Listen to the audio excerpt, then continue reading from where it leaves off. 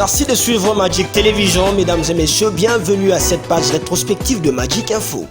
Sur le plan politique, cette semaine, le Premier ministre Sylvestre Ilunga Ilunkamba a présidé le jeudi 12 mars une séance de travail avec quelques membres de son gouvernement. Il était question pour le patron du gouvernement de se rendre compte des mesures prises pour la riposte du coronavirus.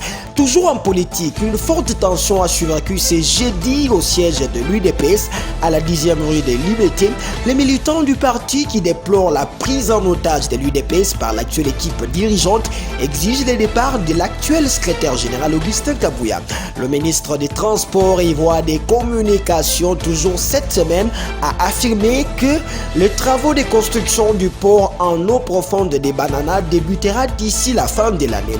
Enfin, toujours cette semaine en politique, le gouverneur du Haut-Katanga, Jacques Kiaboula Katoué, a interdit la tenue des marches dans sa province jusqu'à nouvel ordre. Parlons santé cette fois-ci. Cette semaine, un premier cas de coronavirus a été identifié dans la capitale congolaise. Pour le ministre de la Santé, il ne s'agissait pas d'un Congolais. Après vérification, Dr Etienne Longondo a rectifié en précisant que les porteurs du virus étaient un Congolais de 52 ans résidant en France, arrivé à Kinshasa le dimanche 8 mars dernier.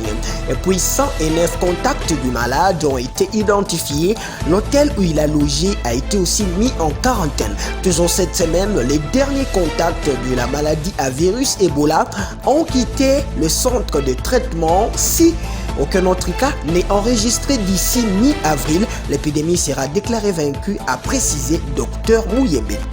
Sur les plans social et éducationnel cette semaine, le rapporteur de l'association des professeurs de l'UNIKIN à Pékin a expliqué que les négociations sur les revendications des professeurs avec les gouvernements évoluent bien. Et puis à Tchapa, 5 personnes sont mortes dans le naufrage d'une baleinière dans la localité de Kalima. À Goma, toujours cette semaine, dans la prison des Manzenzé, les femmes détenues sont privées de certains droits. Certains d'entre elles, par manque de bandes hygiéniques, utilisent des morceaux de mousse lors des menstrues.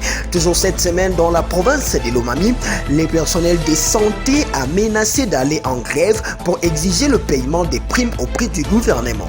Rétro-sécurité à présent. Cette semaine, il y a eu mort d'homme le lundi 9 mars dans le territoire des Cabarets, dans la province du Nord Kivu.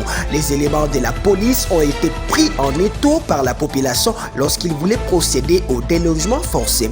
Toujours au Nord Kivu, cette fois-ci à Goma, cette semaine, il y a eu réunion des responsables du renseignement militaire du Grand Lac le mercredi 11 mars. Il était question pour eux d'évaluer leur mécanisme d'échange d'informations en vue de les rendre efficaces pour préserver la paix.